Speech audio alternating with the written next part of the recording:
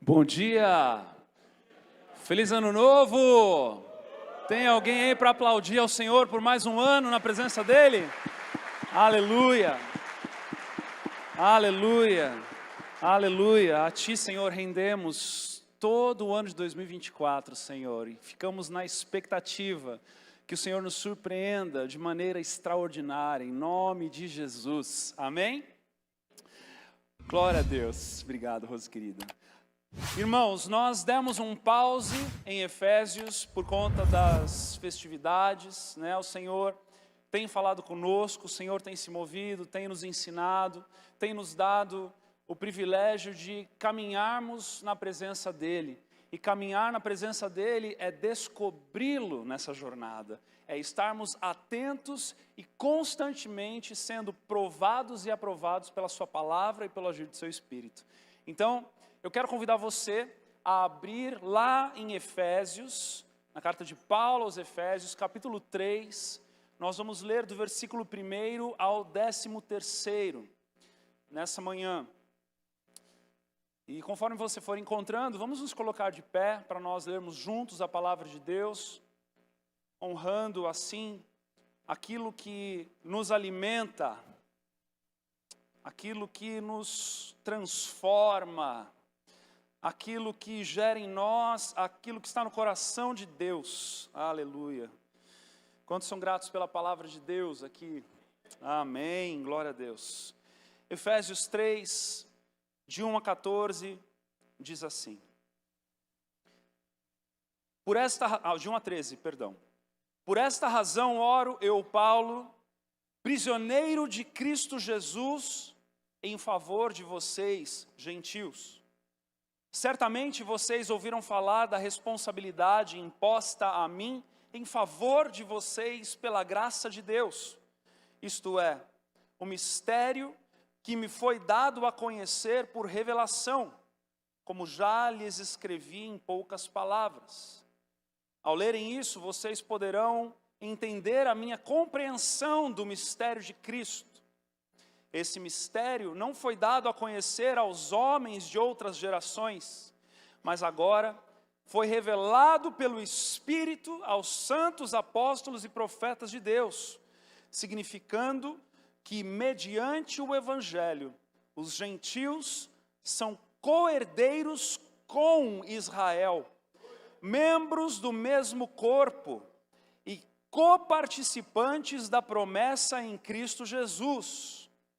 Deste Evangelho, me tornei ministro pelo dom da graça de Deus, a mim concedida pela operação de seu poder. Embora eu seja o menor dos menores de todos os santos, foi-me concedida esta graça de anunciar aos gentios as insondáveis riquezas de Cristo e esclarecer a todos a administração deste mistério, que durante as épocas passadas foi mantido oculto em Deus, que criou todas as coisas. A intenção dessa graça era que agora, mediante a igreja, a multiforme sabedoria de Deus se tornasse conhecida dos poderes e autoridades nas regiões celestiais, de acordo com o seu eterno plano que Ele realizou em Cristo Jesus, nosso Senhor, por intermédio de quem temos livre acesso a Deus em confiança pela fé nele. Portanto, peço-lhes que não desanimem por causa das minhas tribulações em seu favor, pois elas são uma glória para vocês. Aleluia. Vamos orar mais uma vez. Pai amado, nos colocamos diante da Tua palavra, não só para aferir e confirmar o que cremos, mas nos colocamos como aquele barro maleável nas mãos do oleiro, para que o Senhor faça segundo a Tua vontade. Desconstrói-nos para construir-nos da Tua maneira. Muda a nossa forma de pensar, a nossa forma de crer, a nossa forma de viver. Que o Teu Espírito esteja em liberdade neste lugar, nessa manhã, para que os Teus planos não sejam envergonhados, mas se cumpram integralmente, de maneira poderosa, em nome de Jesus. Amém. Dê um abraço em quem está do seu lado antes de você se sentar.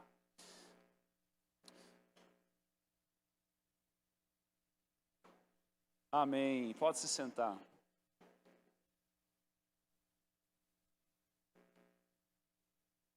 Deus tem os seus caminhos. Quantos creem nisso? Deus tem os seus meios, Deus tem os seus propósitos e Deus tem a sua agenda. Amém? E a agenda de Deus, ela sobrepõe a agenda do homem. A agenda de Deus surpreende os planos dos homens.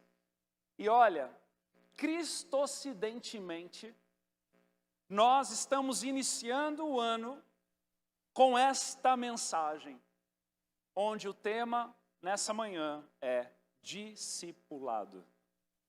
Deus tem um porquê. Pelo coração de Paulo, pela maneira de Paulo lidar com as coisas, pelo ministério de Paulo, nós hoje passaremos aí um pouco deste momento de ministração quanto a esse assunto que é caro, que nós precisamos, pois sabemos que as últimas palavras de Cristo foi de dar a comissão àqueles que estavam ouvindo, para que pudéssemos ir e fazer, aleluia, não somente os santos apóstolos, mas todos os seguidores de Jesus, incluindo eu e você. Amém? Eu e você fomos comissionados para que enquanto vivêssemos nossa vida, fizéssemos discípulos. E muito mais do que de nós mesmos, de Cristo. Discípulos de Jesus. Discípulos do Redentor, do Salvador, do Resgatador, amém? Pensa na tarefa difícil, na dificuldade que é em viver essa realidade. Então nós precisamos nos atentar com muita atenção mesmo nessas palavras. A primeira coisa que Paulo, neste momento em que ele está falando aos Efésios e aqueles que leem, é que ele ora na postura de prisioneiro de Cristo Jesus. E aí ele vai decorrer falando em favor de vocês. Prisioneiro de Cristo Jesus em favor de vocês. E em favor de vocês ele fala por 3 vezes nesse trecho. Está lá versículos de 1 a 4 e o 13, onde diz assim: por essa razão oro eu, Paulo, prisioneiro de Cristo Jesus, em favor de vocês, gentios. Certamente vocês ouviram falar da responsabilidade imposta a mim em favor de vocês pela graça de Deus. Isto é, o ministério que me foi dado a conhecer por revelação, como já lhes escrevi em poucas palavras, capítulos 1 e 2. Ao lerem isso, vocês poderão entender a minha compreensão do mistério de Deus, de Cristo. Versículo 13, portanto, peço a vocês que não desanimem por causa das minhas tribulações em seu favor. Pela 3ª vez ele diz, pois elas são uma glória para vocês. Primeiro ponto nesta mensagem que eu quero trazer à luz no discipulado, e eu creio que o Espírito vai trabalhar nessa manhã que é o nosso coração, é que nós precisamos passar por um ajuste de motivações. O Senhor quer ajustar as nossas motivações. Paulo se coloca como prisioneiro de Cristo Jesus. Irmãos, ele estava em prisão domiciliar em Roma pela 2ª vez, depois de 3 viagens missionárias, depois de uma longa jornada, pregando o Evangelho, abrindo igrejas, fazendo coisas incríveis, estabelecendo liderança. E Paulo, então, neste momento, ele prisioneiro dos romanos, entregue pelos fariseus, com seus dias contados, esperando a morte, ele olha e no momento em que ele vai escrever, ele diz: prisioneiro de Cristo Jesus. Ele confiava na soberania de Deus. Ele acreditava que a sua vida estava nas mãos de Cristo, nos dias bons e nos dias maus, livre e prisioneiro, pois em Cristo, independentemente das circunstâncias, ele era livre, mesmo que preso. Amém? E Paulo então se coloca em primeiro lugar como prisioneiro de Cristo, para daí dizer àqueles que estavam lendo, os gentios de Éfeso: em favor de vocês. Por que que isso é importante no discipulado e por que que isso ajusta a nossa motivação? Porque tudo aquilo que fazemos, precisamos fazer como para o Senhor. Tudo aquilo que vivemos, precisamos viver como para o Senhor. A vida em discipulado, ela não é somente bonança, não é verdade? Não é só café gostoso, mas é uma vida em constante confronto da palavra, para que nós tomemos a forma, nos amoldemos, nos tornemos a forma de Cristo. E tornar a forma de Cristo é quando nós recebemos da parte do Senhor uma verdade que é maior do que a que nós acreditamos. E quando nós recebemos a verdade do Senhor, que é maior do que a que nós acreditamos, nós somos obrigados a tomarmos essa forma. E isso dói, isso machuca, isso nos leva a um lugar onde nós somos confrontados.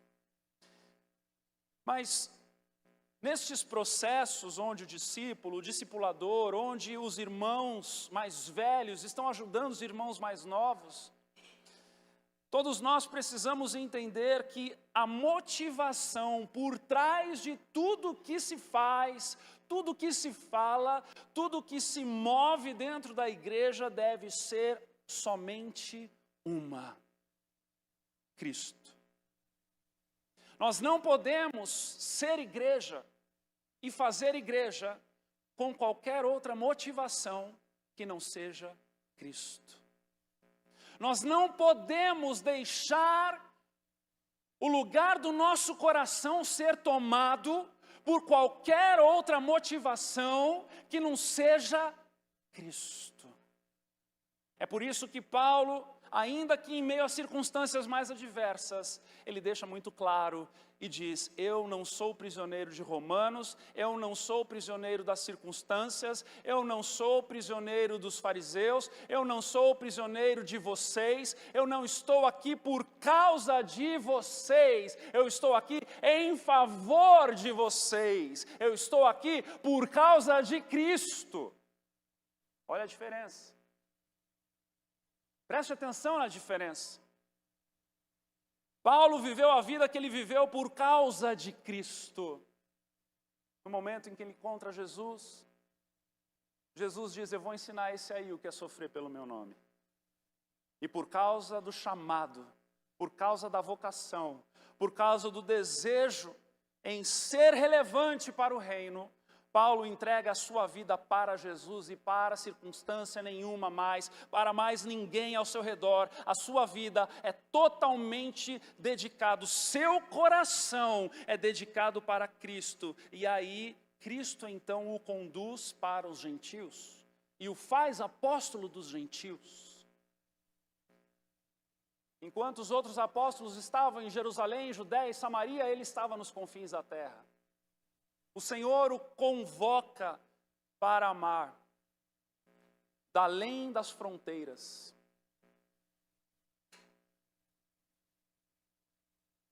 Estar aprisionado é ter o fim nisto. Estar aprisionado aqui para Paulo é receber uma responsabilidade imposta pela própria graça. Como assim, pastor? Eu achei que graça fosse só coisa boa. Ué, e é. Porque na Bíblia, sofrer pelo nome de Cristo é coisa boa. E Paulo então se coloca nesse lugar como prisioneiro de Cristo, e aí ele vai viver em favor das pessoas. Então, discipulado bíblico, discipulado que Cristo quer nos ensinar, é o discipulado que nós temos na motivação de tudo que nós fazemos, Cristo. Não é nem o discípulo. Porque quando nós tiramos Jesus da motivação, nós colocamos muitas outras coisas e somos tentados o tempo todo a agirmos com a motivação nas circunstâncias. É por isso que muitas das vezes nós somos tentados, meus queridos, a cairmos nessas armadilhas. Nos movemos, ora, porque um discípulo está aflito. Nós, discipuladores, você que é discipulador dessa casa, que é líder de grupo pequeno, que o Espírito Santo fale ao seu coração nessa manhã de maneira diferenciada. As pessoas se entregam em favor das outras, mas elas se entregam em favor das outras sem o fator Jesus no coração. Elas se entregam em favor das outras pelas outras. Somos tentados, irmãos, a ajudarmos pessoas porque nós ou não fomos ajudados no momento em que nós pedimos, e aí fazemos às vezes como uma rebelião dentro de nós. Eu vou ajudar porque quando eu precisei ninguém me ajudou, eu vou mostrar como é que é ajudar alguém. Somos aqueles que às vezes avançamos em favor da pessoa por conta de uma necessidade, por um sentimento de culpa às vezes, porque nós dizemos, nossa, eu tenho, ele não tem, eu preciso dar a ele. Veja que nós podemos acabar fazendo a coisa certa pela motivação errada. Preste atenção que é uma linha muito tênue e o Espírito Santo quer confrontar o teu coração e mostrar o teu coração para você mesmo nessa manhã. Às vezes somos motivados a servirmos e a discipularmos e a cuidarmos de pessoas por conta da igreja. A igreja se torna um motivo, o ministério. Somos tentados, irmãos, a querermos fazer parte de algo e por causa de uma ferida na alma, por falta de não pertencimento de nada, e aí às vezes queremos pertencer a um grupo. Nós vemos isso no futebol, quantas pessoas, esses dias eu estava ouvindo homens falar a respeito de futebol, eu até chamei a atenção deles de uma maneira brincalhona, a gente estava conversando a respeito, eu falei, gente, parece que o time é de vocês, parece que vocês que compraram aqueles jogadores, que vocês que estão pagando por eles, porque a gente tem esse desejo de pertencimento, e às vezes a gente faz da igreja isso. Não, eu sou do refúgio, lá no refúgio é top, lá é melhor, lá é mais top. Nossa, não tem igreja igual ao refúgio. E o cara vai lá e veste a camisa do refúgio, mas não vestiu a camisa de Jesus. Às vezes o nosso motivo é o pastor é um cara legal, o pastor foi lá em casa, o pastor me ajudou, o pastor conta piadas incríveis. Aí a evidência. O pastor é um homem de Deus, o pastor, ele foi lá, ele viveu, ele abriu mão, ele está aqui, ele podia estar vivendo isso, está vivendo aqui. O pastor é top, eu vou servir a igreja porque o pastor é top. E começa a servir a Jesus por causa do pastor. Começa a servir a Jesus com as motivações erradas, mesmo fazendo as coisas certas. Aquele que tem um pouco mais de vaidade, às vezes acaba tendo por motivação um destaque.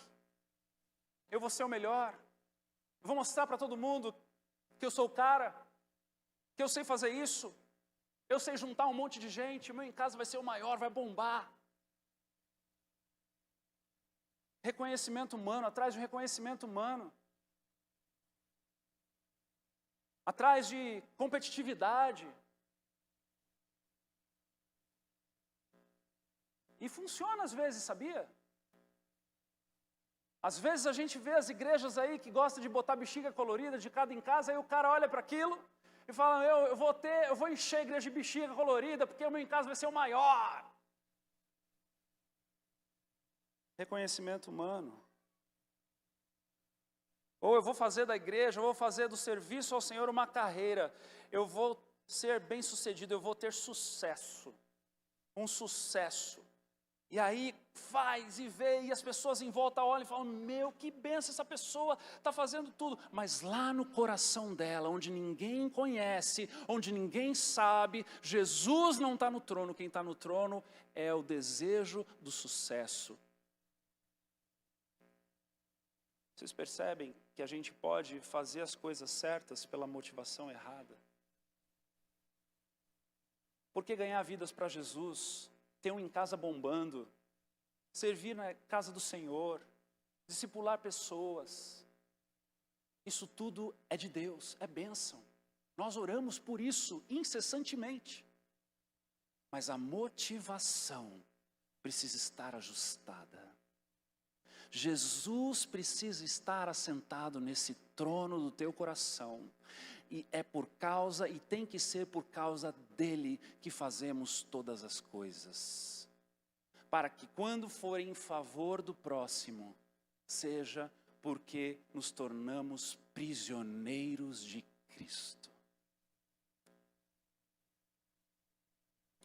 1 Pedro 5, do versículo 1 ao 4, diz assim: portanto, apelo para os presbíteros que há entre vocês, e faço na qualidade de presbítero como eles, e testemunha dos sofrimentos de Cristo, como alguém que participará da glória a ser revelada. Pastoreiem o rebanho de Deus que está aos seus cuidados. Olhem por ele, não por obrigação, mas de livre vontade, como Deus quer. Não por obrigação, mas de livre vontade, como Deus quer.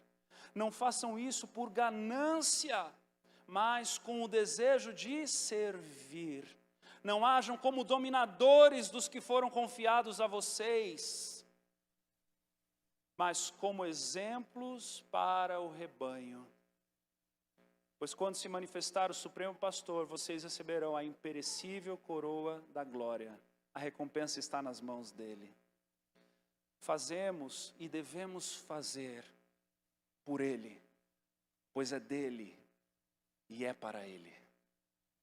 Fazemos e devemos fazer com nosso coração encarcerado em Cristo, como sendo ele o dono de todas as nossas ações e motivações, para que esta humanidade, esta carnalidade não tome conta da essência do que fazemos e pelo que fazemos, para que nós possamos nos achegar a Deus de mãos limpas e coração puro. Mãos limpas e coração puro. Porque quando fazemos por outras motivações, sabe o que acontece? Frustrações. Quando fazemos por qualquer outro motivo que não seja o próprio Cristo, ficamos presos pelas condições externas e nos decepcionamos, abandonamos, desistimos, perdemos o brilho, porque a motivação se tornou limitadora, se tornou carnal, se tornou a paga da obra de Jesus. É como o princípio do dízimo. Não fazemos para receber, mas fazemos porque recebemos. Fazemos porque fomos tocados por uma graça que nos agraciou com uma responsabilidade sobrenatural, que nos roubou de nós mesmos, e em gratidão e em adoração caminhamos a vida dedicada ao Senhor. Em adoração servimos, em adoração acolhemos, em adoração discipulamos, em adoração amamos, em adoração andamos a milha extra, em adoração damos a outra face. Agora é claro que no processo nos entristecemos, é claro que no processo criamos expectativas, é claro que no processo pessoas nos decepcionam porque criamos expectativas, nós decepcionamos a nós mesmos. Mas quando a motivação, quando a causa é Cristo, nós sabemos para onde correr, temos a quem correr e podemos receber a ministração e o óleo novo de Deus. O problema é que quando vivemos estes percalços na jornada e não temos Jesus como centro, não temos Jesus como a verdadeira motivação, não sobra nada, a não ser rancor e frustração. Porque fizemos como que para homens, não como que para Deus.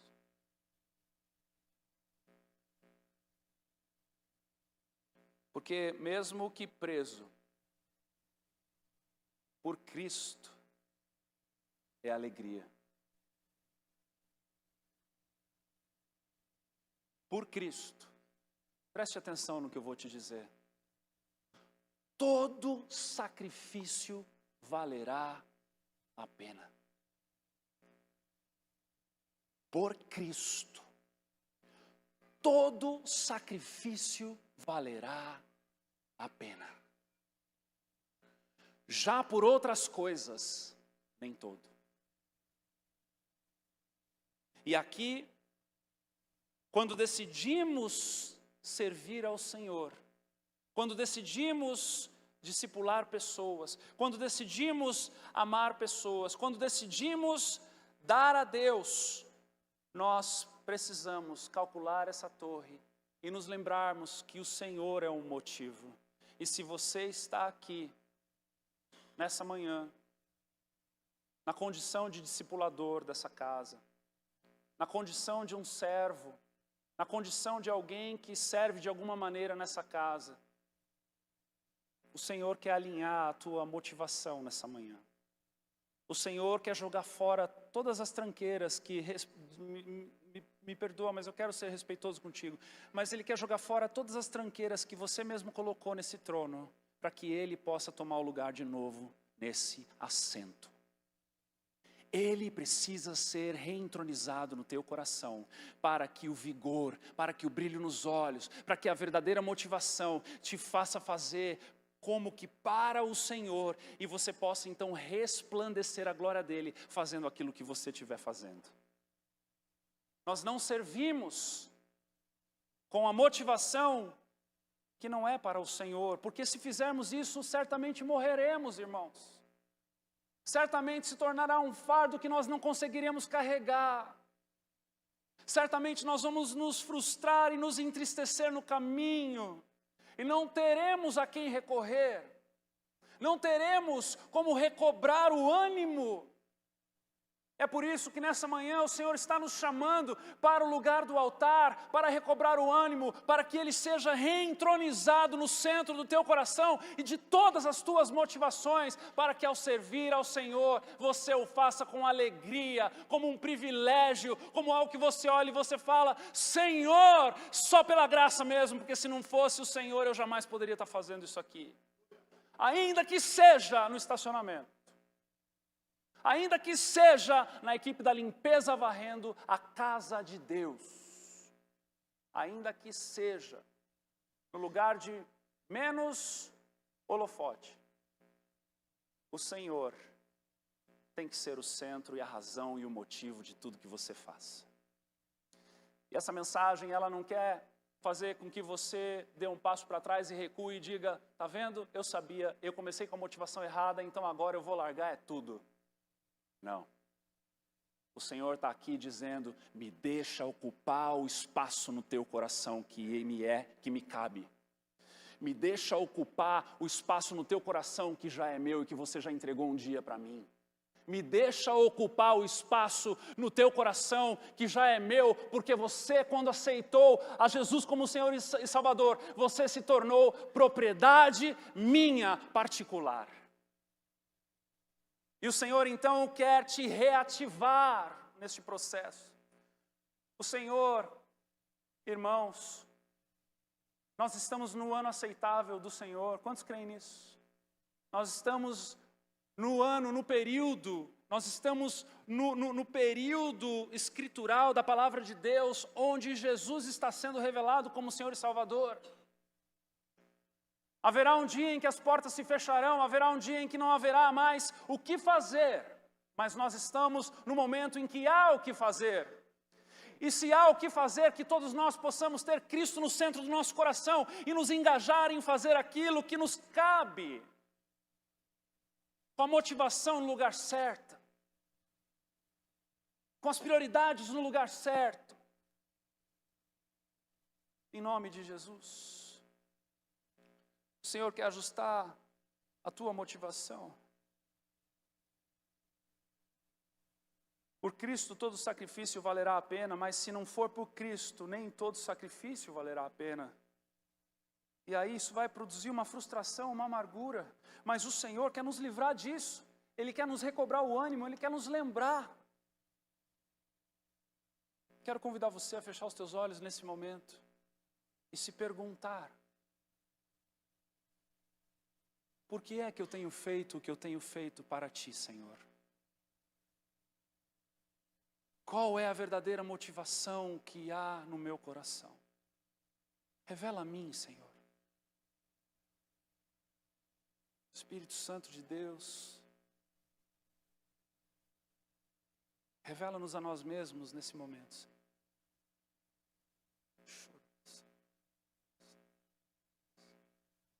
Revela-nos a nós mesmos, Espírito Santo de Deus.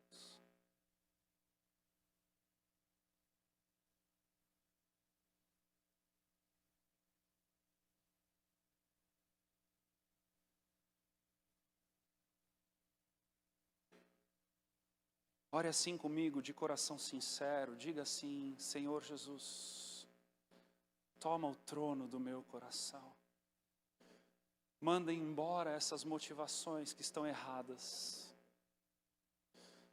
Seja entronizado, seja a razão, seja o motivo, seja a essência, seja a causa de todo o meu servir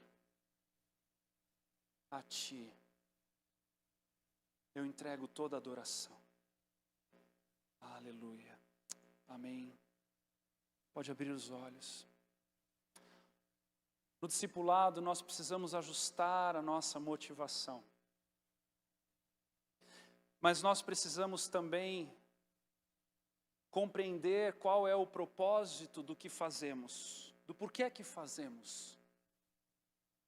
No versículo 5 em diante de Efésios 3 diz assim: este mistério não foi dado a conhecer aos homens de outras gerações, mas agora foi revelado pelo Espírito aos santos apóstolos e profetas de Deus.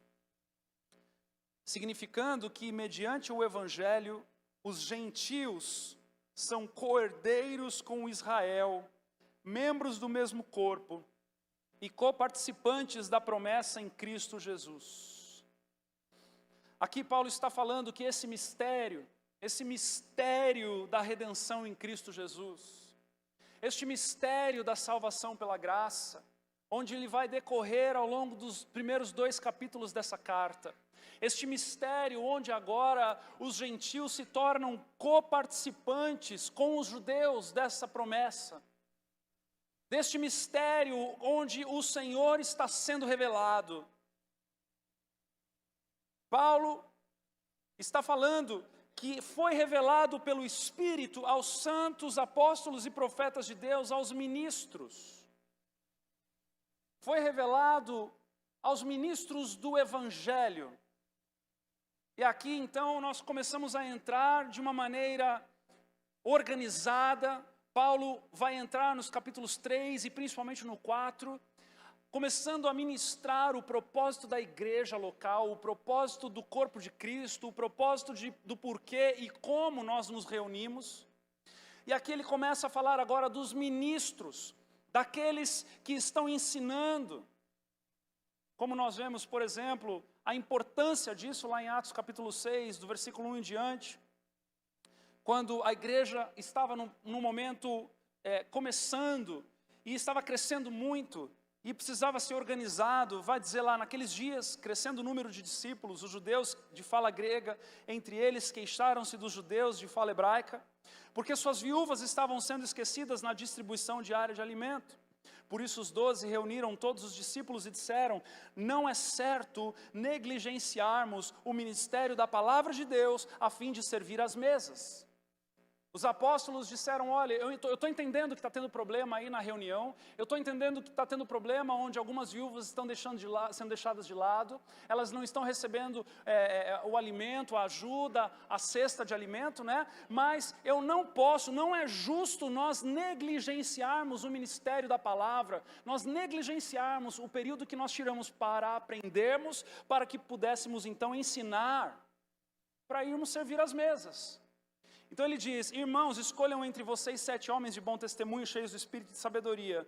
Passaremos a eles essa tarefa e nos dedicaremos à oração e ao ministério da palavra. Paulo, quando vai para Éfeso, também fundar esta igreja, da qual depois, lá na frente, ele manda esta carta. Lá em Atos, narra este momento, onde diz, Atos 20, de versículo 17 até o 20. De Mileto, Paulo mandou chamar, Atos 19, do 8 em diante, diz assim: Paulo entrou na sinagoga e ali falou com liberdade durante 3 meses, argumentando convincentemente acerca do reino de Deus. Mas alguns deles se endureceram e se recusaram a crer, e começaram a falar mal do caminho diante da multidão. Paulo então afastou-se dele, ele viu que aquela condição não estava favorecendo, ele se afasta diante deles, toma consigo os discípulos e passa a ensinar diariamente na escola de Tirano.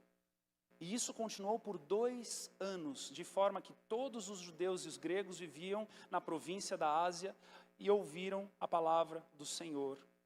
O que Paulo está dizendo aqui, meus irmãos, é que existe uma intencionalidade na igreja, no movimento daqueles que são do caminho, ou seja, que são seguidores de Cristo, discípulos de Jesus, para que eles então aprendam a respeito das coisas de Deus. Isso é uma prioridade. E nós precisamos entender que discipulado que permanece no propósito é o discipulado que revela as coisas do Senhor, que revela o mistério de Deus. E olha o que o texto vai continuar dizendo lá em Efésios 3, do versículo 7 em diante. Deste evangelho, tornei-me ministro pelo dom da graça de Deus, a mim concedida pela operação do seu poder. Embora eu seja o menor dos menores de todos os santos, foi-me concedida esta graça de anunciar aos gentios as insondáveis riquezas de Cristo. Repete comigo isso, por favor. Diga: anunciar aos gentios as insondáveis riquezas de Cristo. Você está entendendo? De explicar aos gentios, de comunicar aos gentios. E aí versículo 9, e esclarecer, porque anunciar não é suficiente, precisa esclarecer o que foi anunciado. Não só de qualquer maneira, mas a todos a administração deste mistério. O que é a administração deste mistério? É como que esta mensagem de graça e de salvação, como que Cristo na vida de alguém vai influenciar e impactar a vida desta pessoa. Como que esta revelação que nós recebemos pelo Espírito, por meio da graça, por meio da fé, vai influenciar de maneira prática no dia a dia daqueles que a ouvem. É exatamente isso que Paulo está falando aqui. Esclarecer a todos a administração deste mistério. que na época passada, foi mantida o culto em Deus mais, que criou todas as coisas. Então o Senhor, Ele nos convoca para olharmos para dentro nessa manhã, para ajustarmos a nossa motivação quando fazemos as coisas para o Senhor.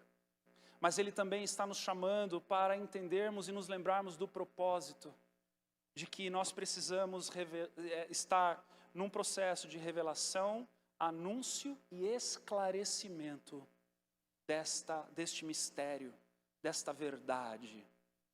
E é por isso, meus irmãos, que decidimos ser uma igreja em discipulado. É por isso que decidimos ser uma igreja que existem discípulos e discipuladores, irmãos mais novos e irmãos mais velhos. É por isso que nós estamos constantemente provocando a igreja para estarmos num processo de esclarecimento, de revelação, de ensino, onde a verdade do Senhor que nos salvou impacta o nosso estilo de vida também aqui e agora, e não só para uma eternidade. É por isso que nós estamos constantemente juntos. Esclarecer, aqui vem de um termo de iluminar, tornar mais claro. É por isso que está traduzido com essa palavra. É iluminar, é levar luz para aquele contexto. É por isso que no discipulado nós convidamos as pessoas a conversarem a respeito da palavra de Deus, a orarem juntos, a abrirem o coração, a serem confrontados pela maneira de viver, pela maneira de crer, pela maneira de buscar ao Senhor. E nós não podemos parar, nós precisamos aperfeiçoar isso no nosso meio. Nós precisamos buscar ao Senhor para que o Senhor nos aperfeiçoe neste processo de discipulado. Que os nossos discipulados sejam mais intencionais, sejam mais profundos. Que discipuladores, assim como eu, possamos fazer perguntas mais profundas e mais intencionais, para que Cristo seja revelado de maneira mais profunda e mais intencional.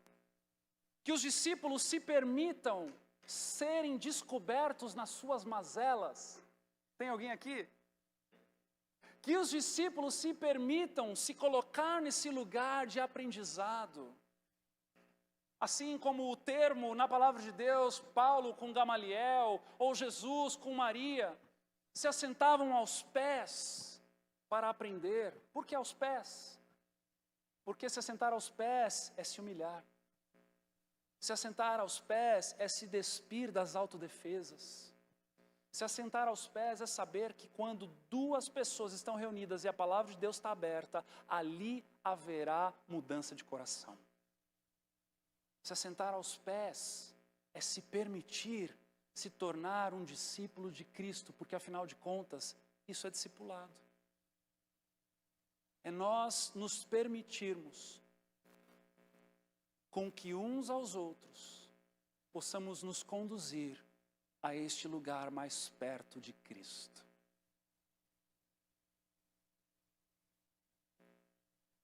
Diante da verdade da palavra de Deus, é preferível que um jovem rico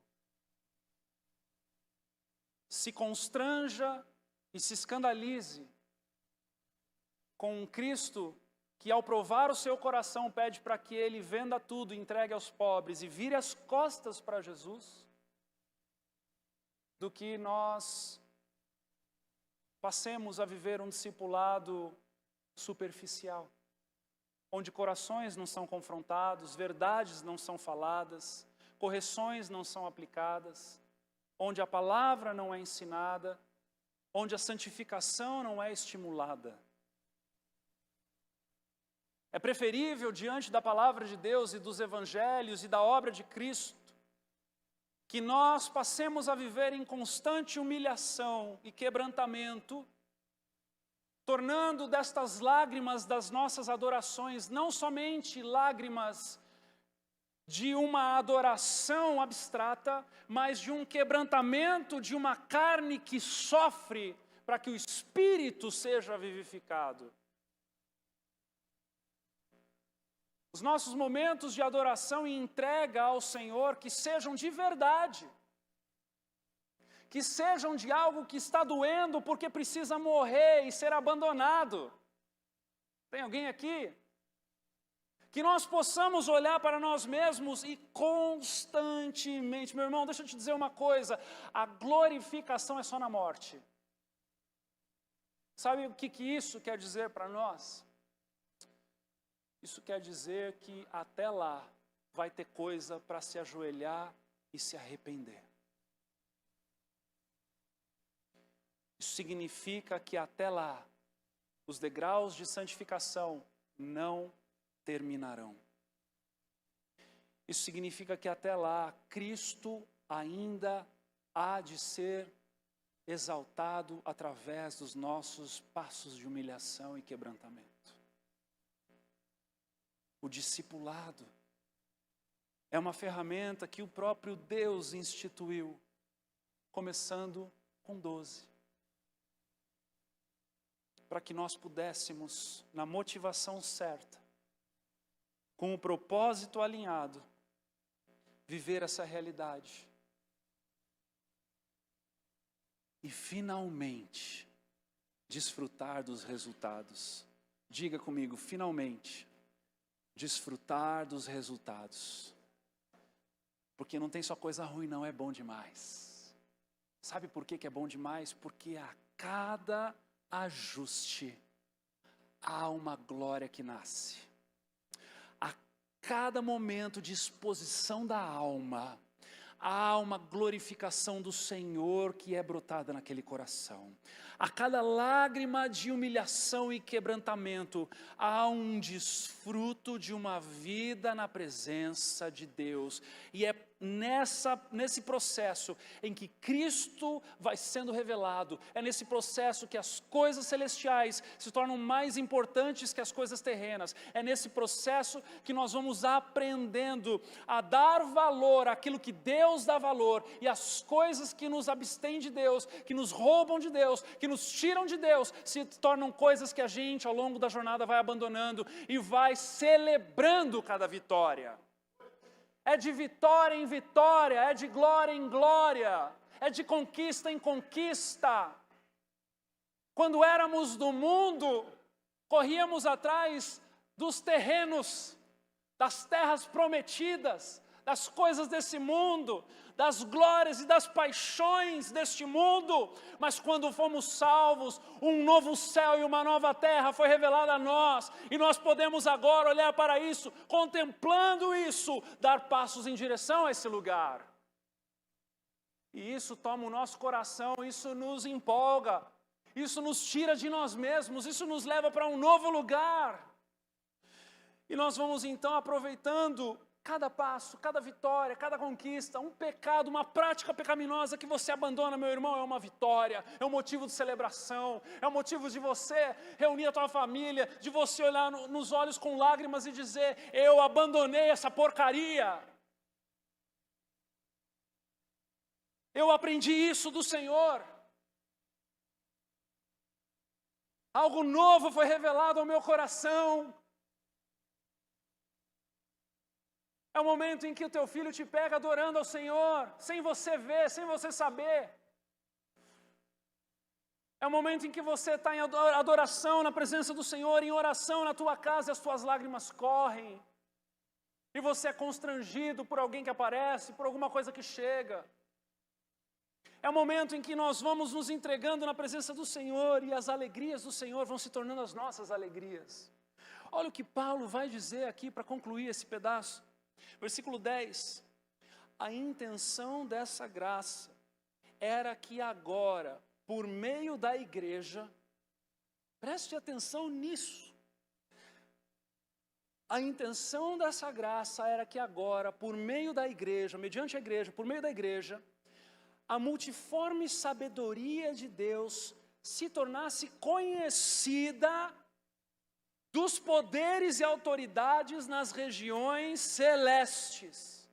Deus decidiu ensinar o céu através da igreja.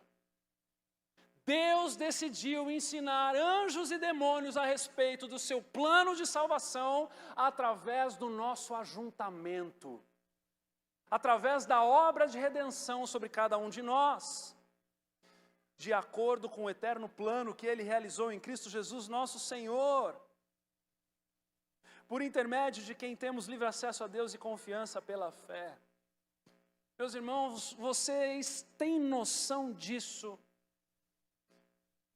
Que as nossas atitudes em adoração ao Senhor, e a nossa vida em santificação na presença do Senhor, vai constrangendo principados e autoridades das regiões celestiais, onde eles estão conhecendo, através desta obra que Deus resolveu fazer por meio da igreja.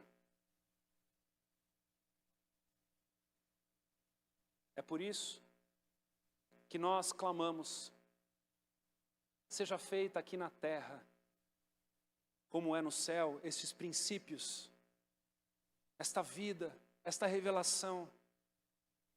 É por isso que nós podemos, ainda que os dias sejam maus, desfrutar dos resultados de uma vida a partir da revelação de Deus, aqui na terra, por meio da igreja. Meus irmãos, quando nós dizemos que a igreja parece a arca de Noé, não é por causa das feições, se é que você me entende, mas é por causa das realidades contrastantes.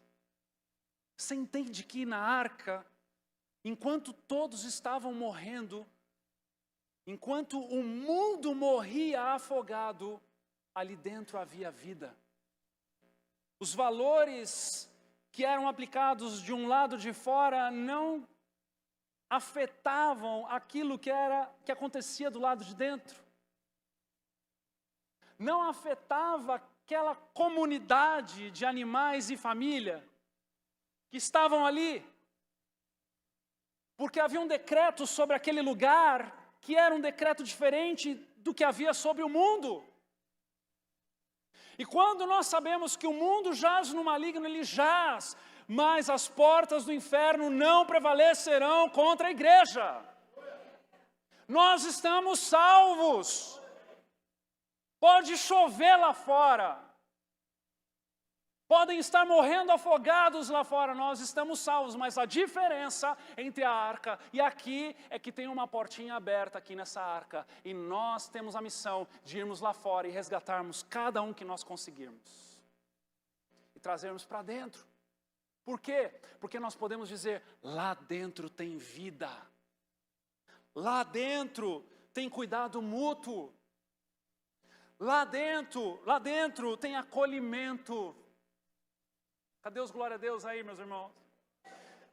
Lá dentro tem cuidado mútuo. Lá dentro tem acolhimento. Lá dentro tem perdão. Lá dentro tem simplicidade.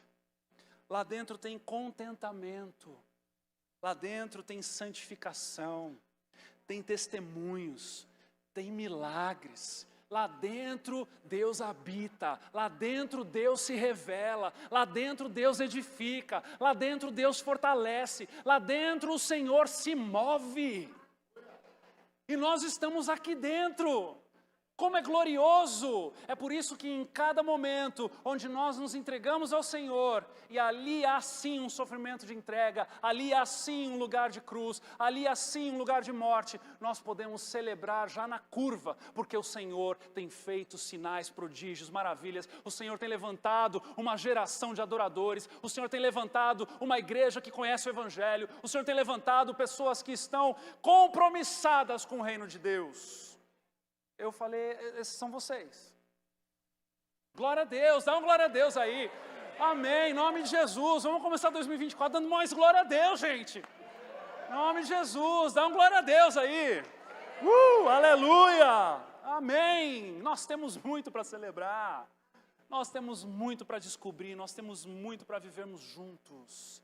Então, em nome de Jesus, que este ano seja um ano marcado por discipulados profundos.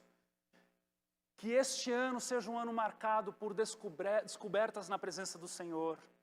que este ano seja um ano marcado para que o Senhor, ao ser glorificado, Ele possa ser a nossa motivação, a nossa revelação, o centro do nosso propósito e a grande colheita desses frutos maravilhosos que nós podemos viver todos os nossos dias.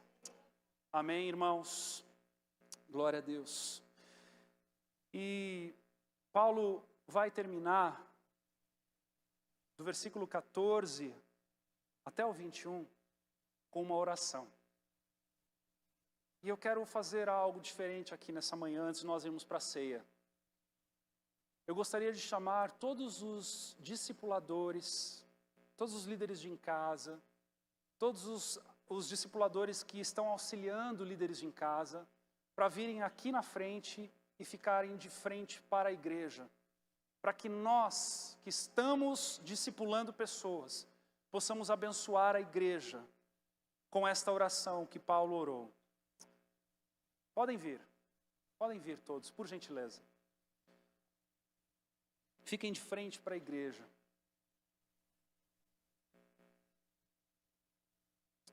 Podem vir mais para o meio, isso, por gentileza. Opa, deixa eu passar aqui rapidinho. Eita, coisa boa, olha aí.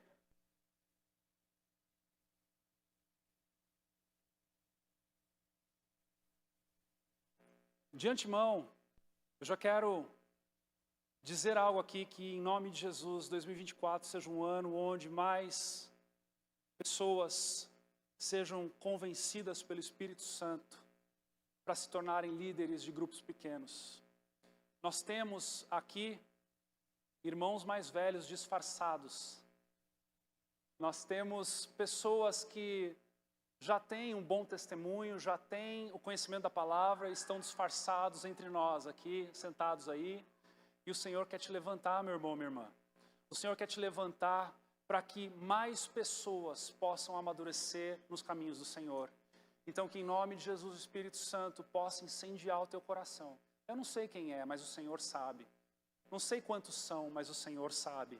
Então, que em nome de Jesus, a obra do Senhor se cumpra na tua vida e seu coração seja incendiado até você não aguentar mais e buscar o teu discipulador, buscar no teu líder de em casa e dizer a ele: eu quero me tornar um líder, eu quero estar ajudando pessoas, né? A gente usa esses termos líder, discipulador, às vezes mistura com um meio corporativo, mas não leva a mal não, isso daí são só nomes, são só títulos. O que vale mesmo é o que queima dentro de cada coração. Amém? O que vale mesmo é a obra do Senhor sendo feita. É isso que vale. Não importa se você fala líder, fala filho, pai, irmão, discipulador. Cada um, né? Tem o pai, tem uns que falam, o pai tá on, né? Enfim, sei lá, eu nem entendo essas coisas porque não é mais da minha época. Mas que o Senhor opere com sinais, prodígios e maravilhas no nosso meio, em nome de Jesus. Irmãos que decidiram ser ponta de lança nessas estações, que o Senhor mantenha o coração de vocês na motivação em Cristo Jesus. Que Cristo seja o motivo do qual vocês fazem o que vocês fazem. Que jamais seja qualquer uma das coisas que foi falado aqui, mencionado aqui, ou que o Espírito Santo soprou no teu coração e que eu não falei. Mas que, pelo contrário, o Senhor seja entronizado e que pelo Senhor, aprisionado no Senhor, seja em favor dos outros, em nome de Jesus. Então, o que eu fiz aqui foi a única coisa que eu mudei no texto da oração de Paulo, que nós vamos repetir juntos aqui, foi no momento em que ele fala no singular, eu coloquei no plural para que a gente pudesse abençoar a igreja. É uma oração onde Paulo abençoa aqueles que estão lendo. E nós, como discipuladores dessa casa, pastores dessa casa, vamos estender as nossas mãos, vamos dobrar os nossos joelhos e vamos abençoar esta igreja, em nome de Jesus, com a bênção bíblica de Paulo, em nome de Jesus, amém? Então eu quero convidar você, que é líder de em casa, que está aqui na frente, a dobrar os seus joelhos e impor as suas mãos em favor da igreja. Você que está aqui hoje e vai receber essa oração, que você fique de pé, por gentileza, com as mãos na posição de alguém que vai receber, que é, quando alguém te dá um presente, como que você faz? E você que está aqui, que vai orar, estenda as suas mãos como que aquele que abençoa mesmo, porque nós vamos abençoar essas pessoas em nome de Jesus. E eu quero convidar a todos aqui, os líderes, a repetirem comigo essa oração, enquanto você que está de pé, receba ela. Vamos dizer juntos assim: por esse motivo, nos ajoelhamos diante do Pai,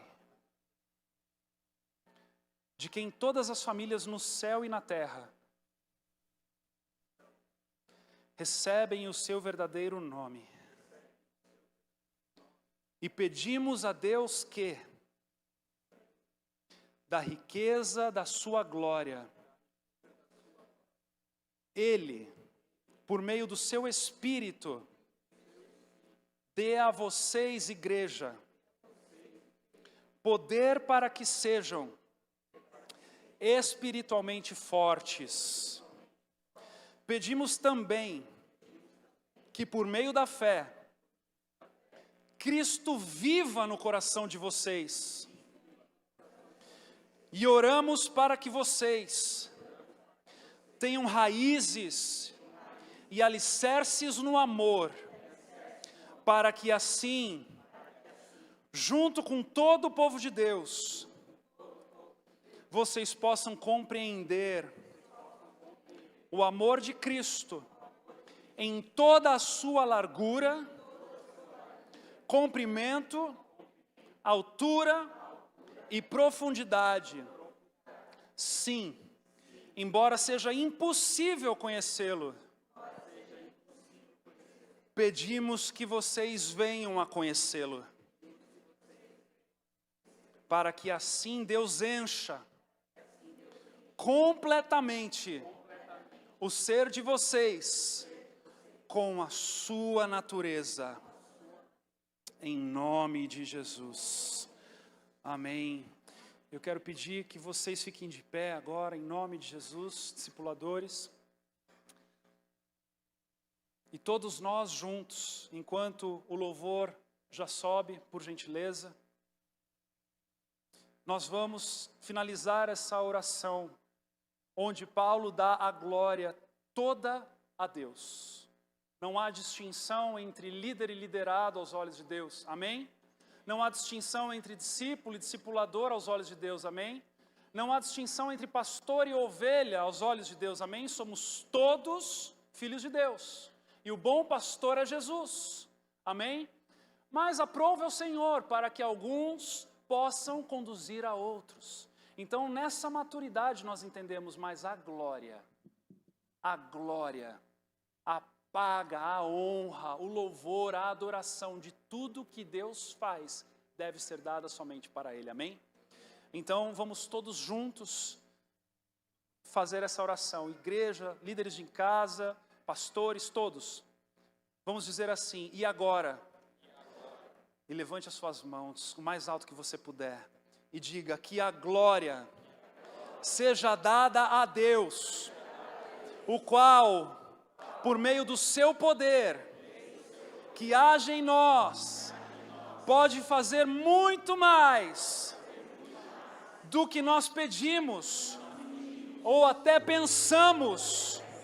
Glória a Deus, por meio da igreja, e por meio de Cristo Jesus, por todos os tempos, e para todos sempre. Amém! Aplauda ao Senhor, porque Ele é digno de todo louvor, toda honra, toda glória, toda adoração. Santo é o Teu nome, aleluia! Vamos adorá-lo então, queridos, vamos adorá-lo em nome de Jesus. Podem voltar para o lugar de vocês, vamos todos adorá-lo por um instante em nome de Jesus, aleluia! Vamos dizer isso a Ele.